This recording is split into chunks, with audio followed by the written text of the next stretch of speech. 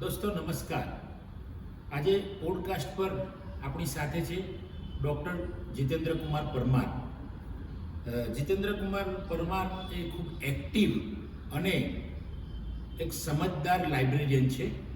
તે શ્રી નારાયણ કોમર્સ કોલેજની અંદર લાઇબ્રેરિયન તરીકે પોતાની ફરજ બજાવે છે.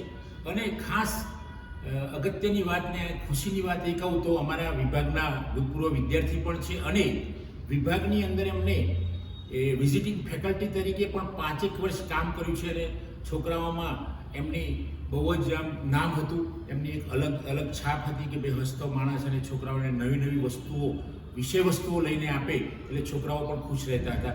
એવા જીતેન્દ્રભાઈની સાથે થોડીક આપણે ચર્ચા કરીશું. ડૉક્ટર જીતેન્દ્રભાઈ, તમે વિદ્યાપીઠના વિદ્યાર્થી ડિપાર્ટમેન્ટ ઓફ લાઇબ્રેરી સાયન્સના રહ્યા છો, તો તમને કેવો અનુભવ છે વિભાગનો? વિદ્યાપીઠનો જે નાતો જે ખરો મારી જોડે એ બે પ્રકારે વણાયેલો છે. બિલકુલ. એક વિદ્યાર્થી કક્ષાએ જ્યારે હું બેચલર ઓફ લાઇબ્રેરી સાયન્સની અંદર 1990 અંદર અભ્યાસ કરતો હતો ત્યારે એક વિદ્યાર્થી તરીકે હતો. અને 2018 થી 2021 સુધી એઝ એ આ જ ડિપાર્ટમેન્ટની અંદર વિદ્યાર્થી તો હતો જ, અને આ જ ડિપાર્ટમેન્ટની અંદર હું એઝ એ વિઝિટિંગ પ્રોફેસર તરીકે ડિપાર્ટમેન્ટ ઓફ લાઇબ્રેરી સાયન્સનો અભ્યાસ કરવાનો જે મોકો મળ્યો હતો એ પ્રમાણે જોવા જઈએ તો બંને પ્રકારનો અનુભવ છે, વિદ્યાર્થી તરીકેનો અને શિક્ષક તરીકેનો. અને એનાથી મને ઘણો એવો ફાયદો થયો છે. વિદ્યાર્થી તરીકે બી શીખવા મળ્યું છે અને એક શિક્ષક તરીકે મારા શું કમીઓ છે એ પણ શીખવા મળ્યું છે. અચ્છા, મારે એક બીજો એવો પ્રશ્ન છે જીતુભાઈ કે લાઇબ્રેરી અને ઇન્ફોર્મેશન સાયન્સ વ્યવસાય કેવો લાગ્યો તમને? તમારા અનુભવ મુજબ કેવો લાગ્યો તમને? મારા અનુભવ વ્યક્તિગત સંદર્ભમાં હું કહું તો કે મારું મૂળ જે વિદ્યાશાખા જે કરી એ BA વિથ ઇંગ્લિશમાં હું હતો. એના પછી મેં MA વિથ ઇંગ્લિશ કર્યું, પછી મેં BEd કર્યું.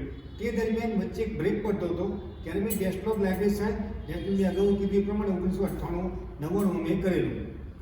એના પછી મેં BEd કર્યા પછી જે રોજગાર ઇન્ડસ્ટ્રીમાં જે થોડી સંઘર્ષ કરેલો, અને પછી મને કોઈ તમારા જેવા કોઈ મિત્રએ મને કીધું કે ભાઈ તે બેચલર ઓફ લાઇબ્રેરી સાયન્સ કર્યું છે તો માસ્ટર ઓફ લાઇબ્રેરી સાયન્સમાં તમે કહી લો તો કદાચ તમને આમાં સારી ઓપોર્ચ્યુનિટી સફળતાઓ મળશે. અને એને ધ્યાનમાં રાખીને પછી મેં ગુજરાત યુનિવર્સિટીમાં ડિપાર્ટમેન્ટ ઓફ લાઇબ્રેરી સાયન્સમાં માસ્ટર ઓફ લાઇબ્રેરી સાયન્સનો અભ્યાસક્રમ પૂર્ણ કર્યો. આ એક અગત્યની વાત એટલા માટે કહેવા માંગુ છું, ટર્નિંગ પોઈન્ટ, કે I am already clear MA BEd with English. પણ MA BEd ઇંગ્લિશ કર્યા છતાં પણ મને જોઈએ એવી સેટિસ્ફેક્શન જોબ મળી નહોતી. પણ માસ્ટર ઓફ લાઇબ્રેરી સાયન્સ કરીને 2004માં, દેટ મીન્સ એપ્રિલ મે અને ઓગસ્ટ સપ્ટેમ્બરની અંદર મારી first job LJ college MBA મને મળેલી, જે હાલમાં સરકેશ છે, જે LJ યુનિવર્સિટી ઓળખાય છે. ત્યાંથી મારી એઝ એ લાઇબ્રેરિયન તરીકેની શરૂઆત થઈ. એટલે એટલું કહી શકું કે બધા જ વ્યવસાય બહુ અગત્યના જ છે, બધા વ્યવસાયમાં રોજગારી છે જ. પણ મેં મારા પોતાના વ્યક્તિગતનું જોઉં તો MA BA માસ્ટર ડિગ્રી પણ બેચલર ડિગ્રી સાથે હતું, પણ ફક્ત માસ્ટર ડિગ્રી કર્યા પછી તરત મને એક સારી કોલેજમાં લાઇબ્રેરિયન તરીકે જોબ મળેલી. એટલે કહી શકું કે આ વ્યવસાય કરવાથી વિદ્યાર્થી પોતાની સ્કિલ અને ચાતુર્ય હશે તો 100% એને સારી જોબ મળશે. એવું જરૂર નથી કે બહુ એક્સ્ટ્રા ઓર્ડિનરી અભ્યાસક્રમો કરવાથી જોબ મળે. આ ફિલ્ડની અંદર પણ સારી એવી જોબ મળી શકે છે. વેરી ગુડ જીતુભાઈ, સરસ. તમે બહુ સરસ વાત કરી. હવે તમે જે લાઇબ્રેરી સાયન્સમાં જગ્યાઓ અત્યારે હાલ થોડાક વર્ષોમાં કંઈ પડી એના વિશેની માહિતી થોડી આપો તો વિદ્યાર્થીઓને મોટિવેશન મળે. બહુ સરસ કીધું સર તમે. હવે જગ્યાઓની બાબતમાં એવું છે કે ગુજરાત સરકાર દ્વારા નરેન્દ્ર મોદીના નેજા હેઠળ ઘણી બધી સરકારી લાઇબ્રેરીઓ આધુનિક લેવલે બની રહી છે.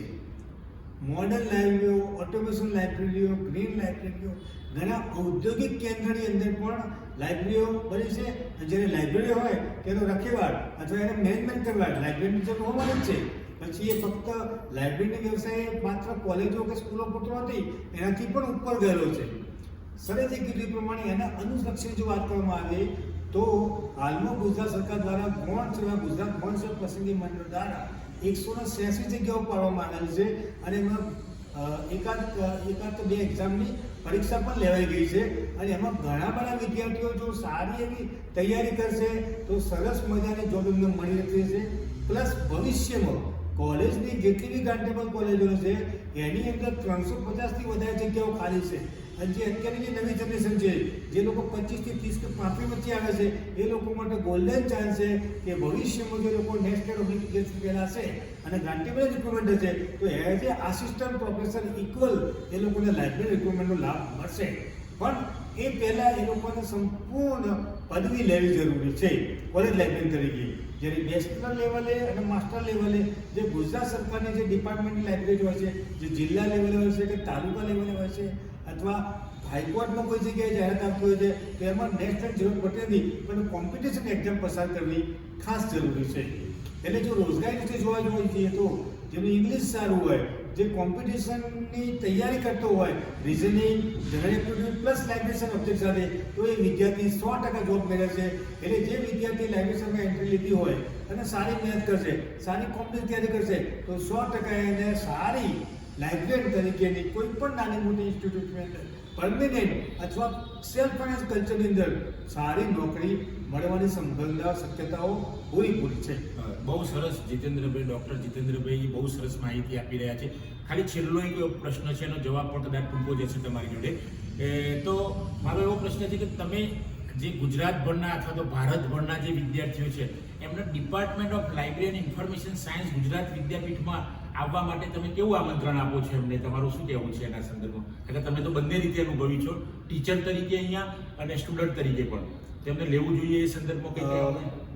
દરેક વસ્તુ એવી હોય છે કે સમય સમય બધી જ પ્રથા બધી બદલાતી રહેતી હોય છે. માની લો કે અત્યારમાં જે વિદ્યાર્થીઓ અભ્યાસ કર્યા છે એને તો આપણે કહેવાની જરૂર છે જ નહીં.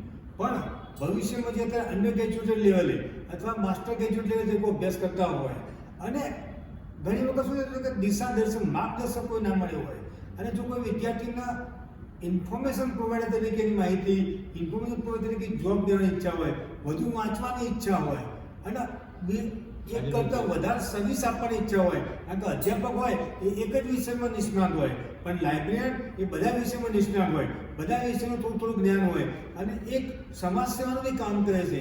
અને આ જે ગુજરાતની જેટલી બી સ્ટેટ યુનિવર્સિટી છે એમાં પર્ટિક્યુલર ગુજરાત વિદ્યાપીઠ જેની અંદર ડિપાર્ટમેન્ટ લાઈફ ઘણા વર્ષો ચાલે છે અને એમાં યોગ્ય લાયકાતવાળા ઘણા બધા અધ્યાપક મિત્રો છે.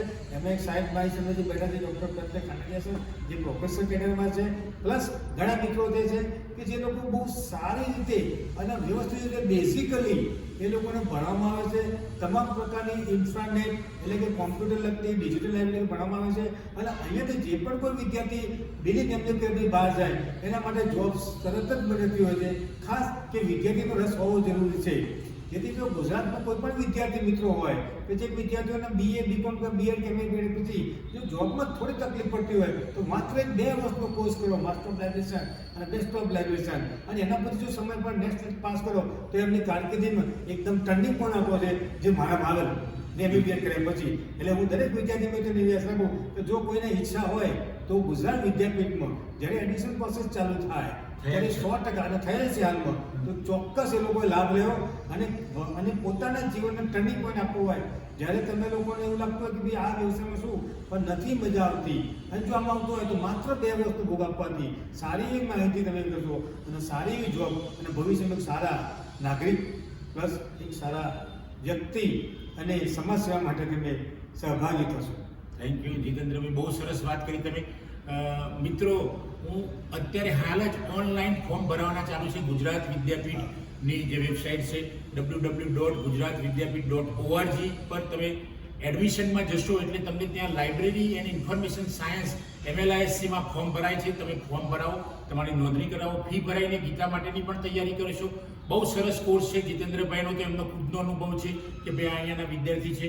તો મિત્રો, આપ સૌ પણ ભરો, એપ્લિકેશન કરો અને અહીંયા પ્રવેશ મેળવીને સારી જોબ મેળવો કોલેજ લેવલે અથવા યુનિવર્સિટી લેવલે, અથવા તો જેમ ડૉક્ટર જીતેન્દ્રભાઈ કહ્યું કોઈ હાઈકોર્ટ છે, સુપ્રીમ કોર્ટ છે, એ સિવાય NGO જ છે, એમાં જોબના બહુ મોટા સ્કોપ છે. તો આપ સૌ આવો, પધારો.